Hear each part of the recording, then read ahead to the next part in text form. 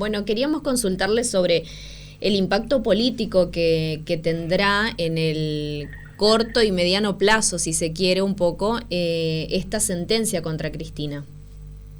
Bueno, lo primero que habrá que ver es la reacción del peronismo, ¿no?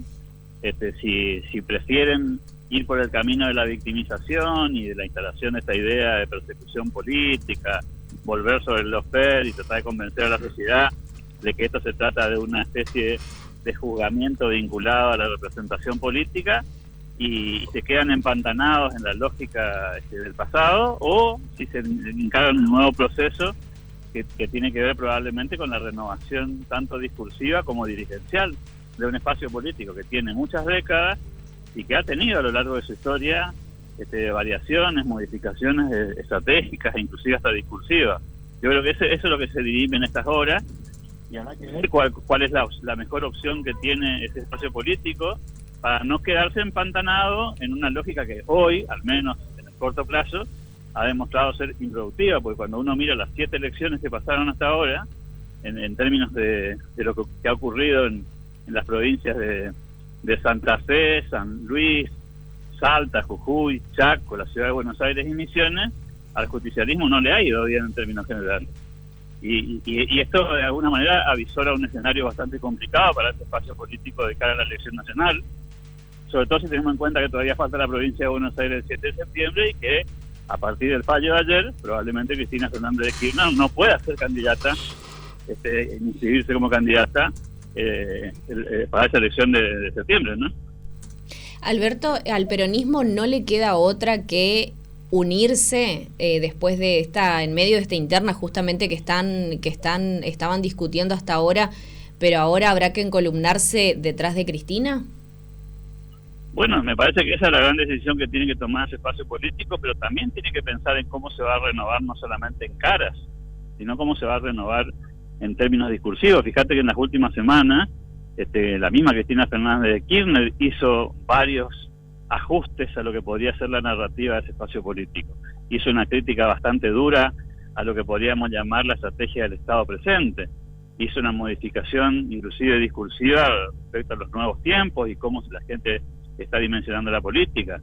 En ese contexto, con esa lógica, hay que ver si el peronismo está dispuesto a hacer ese cambio, porque claro, para varias generaciones de ese espacio político, eso no era el peronismo, digamos, ¿no? Y a partir de ahora habrá que ver hacia dónde giran, sobre todo teniendo en cuenta el desempeño del gobierno actual y también las nuevas estrategias políticas, tanto en lo comunicacional, la llegada a las redes sociales. Bueno, son muchas cosas que están aterrizando al mismo tiempo, y que si ese espacio político no es capaz de ayornarse, va a tener muchas complicaciones electorales que ya está mostrando en las elecciones provinciales, pero que veremos si en la elección nacional se confirma. Uh-huh.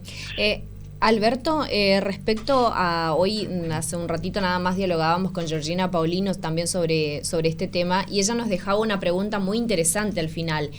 La imagen de Cristina presa o la imagen de Cristina sentenciada por la Corte, ¿mueve el voto? Bueno, seguramente va a generar pasiones en una dirección y en otra, ¿no? Para aquellos que creen que Cristina Fernández de Kirchner tiene que estar presa hace mucho tiempo, es una especie de reivindicación institucional, y para los que creen que esta es persecución política, va a ser un motivo de movilización de ese espacio, que quizás ponga una ética que hoy no estaba arriba de la mesa.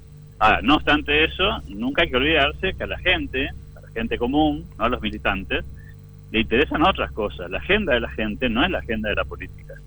Y entonces quedarse concentrado en esa cuestión, si se quiere, más vinculada a la militancia política, puede ser un error conceptual grosero en un momento en el que la sociedad está preocupada con otras cosas que tienen que ver con la economía, con el mundo del empleo, del trabajo, con las preocupaciones cotidianas.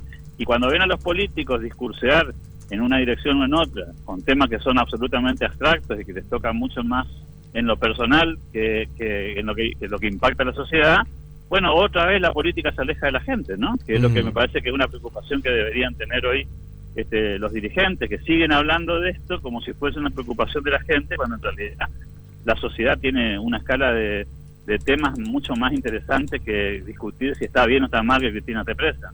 Alberto, buen día, Esteban te saluda. ¿Cómo ves el comportamiento de la izquierda en todo esto? O sea, ahora para las elecciones que vienen, las legislativas, nos decía Georgina que no veo una izquierda encolumnada detrás del kirchnerismo, pero a mí me llamó poderosamente la atención lo de Miriam Bregman, que una cosa es solidarizarse a través de redes sociales, a través de discursos, y otras cosas es ir y reunirse con Cristina. ¿Qué estás viendo vos de eso? A ver, no pensando ni siquiera en mediano plazo, sino a largo plazo. ¿Ves quizás una izquierda encolumnada dentro del kirchnerismo, peronismo?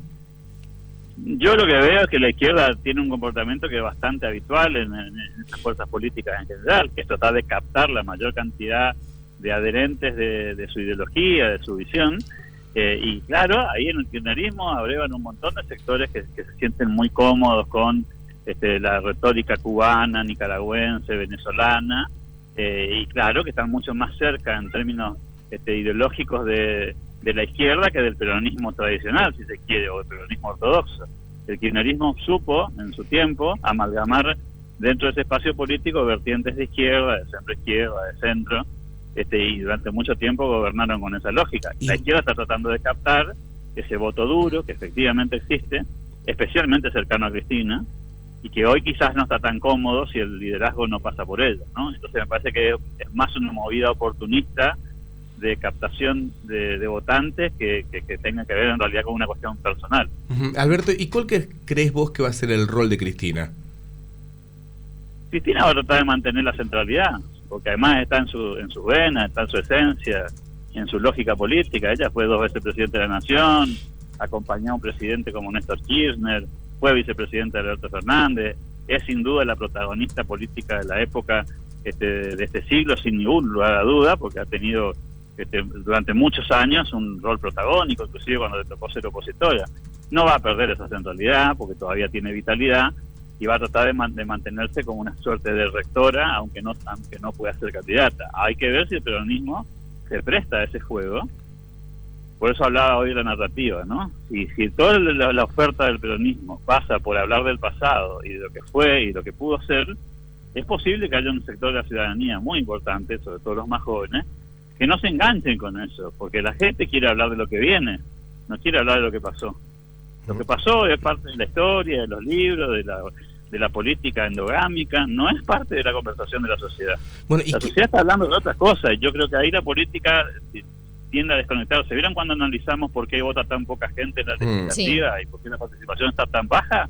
Bueno, la principal explicación es porque la gente no se siente identificada con la discusión política. Los políticos hablan de temas que a la que la gente no les interesa. Y entonces no hay conexión, no hay enamoramiento.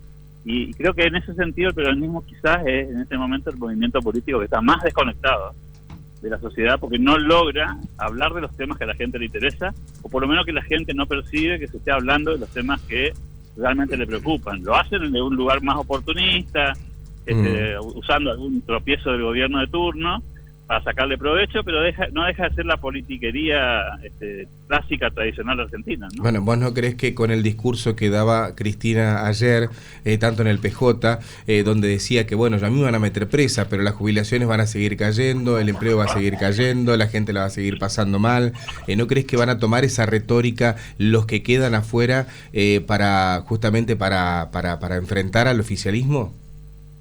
La retórica esa es muy interesante de lo diagnóstico, pero es poco pragmática desde lo propositivo. La gente, le estás contando cosas a la gente que la gente quizás la pueda identificar y las pueda inclusive hasta validar. La pregunta que se hace la sociedad es ok, ¿y cómo salimos de ahí? Claro. Es decir, si eventualmente valido ese diagnóstico y lo tomo como cierto, porque hay una parte de la sociedad que no lo toma como cierto, y hay que decir también, pero ese sector que más cercano a Cristina, que entiende que tiene razón, le va a preguntar, y bueno, ¿y cómo hacemos? Porque tampoco la gente se olvida que Cristina vetó el 82% móvil. Digo, en esta dirección, o sea, hablar de jubilaciones bajas, de cuando te tocó ser gobierno, hiciste exactamente lo contrario, se anula el discurso, se queda como una especie de cosa vacía, demagógica, que también la gente castiga. Y cuando digo la gente, no estoy hablando del votante definido, del que está a favor o del que está en contra. Estoy hablando del votante promedio argentino, independiente, desideologizado, que tiene la capacidad de identificar lo que le gusta y lo que no le gusta, que no es fanático, que no está casado ni con uno ni con otro, y que finalmente es el que vuelca las elecciones. Digo, la gente que decide las elecciones no son los fanáticos, ni de un lado ni del otro, son los que están en el medio y que se dan cuenta de estas inconsistencias de unos y otros. Y creo que ahí, si el peronismo sigue hablándole al peronismo, corre el riesgo de quedarse con una minoría que no le alcance para generar una opción o una alternativa de cambio, que lo cual no es bueno para la democracia. La democracia necesita tener alternativas. Cuando digo tener alternativas, es tener algo que sea razonable para el sector independiente de la sociedad, no para los votantes. Hace mucho que la política le viene hablando a los propios. Y eso es muy peligroso, hablar de los propios, ¿no? Alberto, ¿crees que a partir de ahora se van a definir dos grupos bien marcados y se va a reavivar esto de la grieta que tanto dividió a la Argentina en la política? Lamentablemente la grieta es hoy una herramienta de acción política, ¿no? Este fenómeno del infierno y el paraíso, no existe una cosa sin la otra. Y no importa qué sector político le toca en suerte gobernar o liderar un proceso, siempre van a estar dispuestos a poner el ellos y nosotros del otro lado, con diferentes configuraciones, con diferentes narrativas, con diferentes lógicas, pero al final del día siempre utilizando esta suerte de división. Y creo que lamentablemente nos tenemos que acostumbrar a eso. Lo que no hay que resignarse es a que esta grieta sea una grieta suave y no una grieta que nos impida juntarnos a comer en familia, porque hay un pariente que piensa una cosa y otro pariente que piensa otra.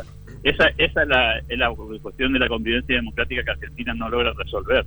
No logra diferenciar lo que es una discrepancia ideológica de lo que debe ser una convivencia normal en una sociedad, ¿no? Y creo que ese capítulo todavía lo tenemos pendiente en Argentina. El problema no es pensar diferente.